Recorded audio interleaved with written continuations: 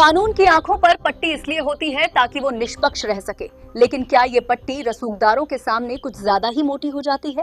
पिछले हफ्ते जस्टिस सूर्यकांत की अदालत में वरिष्ठ वकील प्रशांत भूषण ने एक ऐसा सवाल दागा जिसने पूरे देश को झकझोर दिया। सवाल था 27,000 करोड़ के बैंक फ्रॉड और ऑफशोर मनी लॉन्ड्रिंग के संगीन आरोपों के बावजूद अनिल अंबानी को अब तक गिरफ्तार क्यों नहीं किया गया? क्या भारत की जेलें केवल आम आदमी के लिए बनी है? आज की हमारी विशेष पड़ताल इसी सवाल के इर्द गिर्द। कहानी की शुरुआत होती है 2005 में रिलायंस साम्राज्य के ऐतिहासिक बंटवारे से। अनिल अंबानी को मिली वो कंपनियां जो भविष्य की सनराइज इंडस्ट्रीज थीं, टेलीकॉम, पावर और फाइनेंस। 2008 तक उनका सितारा बुलंदी पर था, लेकिन फिर शुरू हुआ गलत निवेश और कर्ज का वो सिलसिला जिसने रिलायंस ईडीए ग्रुप को घुटनों पर ला दिया। मुकेश अंबानी की जियो ने टेलीकॉम में उनकी कमर तोड़ी तो रिलायंस पावर और नेवल जैसे प्रोजेक्ट्स कर्ज की दलदल में धंसते चले गए।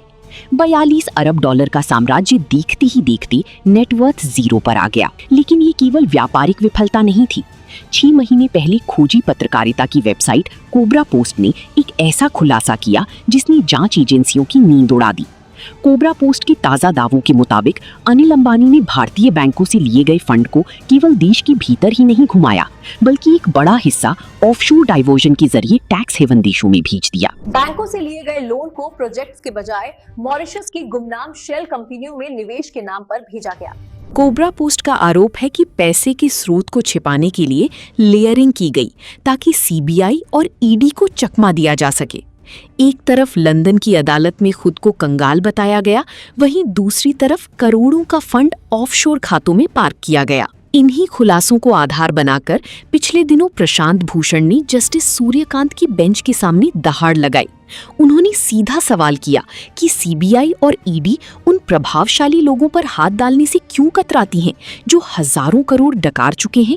कोबरा पोस्ट की रिपोर्ट और पैंडोरा पेपर्स गवाह हैं कि पैसा देश से बाहर भेजा गया है। एजेंसियां छोटे डिफॉल्टरों को सलाखों के पीछे डालती हैं, लेकिन अंबानी अब तक खुले क्यों हैं? जस्टिस सूर्यकांत की टिप्पणी। न्याय का सिद्धांत कहता है कि गिरफ्तारी किसी को प्रताड़ित करने का जरिया नहीं होनी चाहिए। अगर आरोपी जांच में सहयोग कर रहा है और उसके भागने का खतरा नहीं है, तो अभी गिरफ्तारी की जरूरत नहीं है। कोर्ट ने पर्सनल लिबर्टी को महत्व दिया, लेकिन सवाल ये है कि क्या बिना कस्टोडियल इंटेरोगेशन की ऑफशोर खातों का सच सामने आ पाएगा? प्रशांत भूषण के सवाल केवल एक वकील की दलील नहीं, बल्कि उन लाखों टैक्स पेयर्स का दर्द है जिनका पैसा बैंकों में डूब रहा है।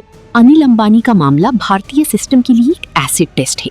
क्या एजेंसियां इन डॉट्स को जोड़ पाएंगी? क्या कोबरा पोस्ट के खुलासों पर कोई ठोस कार्रवाई होगी? हम अपनी नजर बनाए रखेंगे। आप देखते रहिए न्याय द जस्टिस।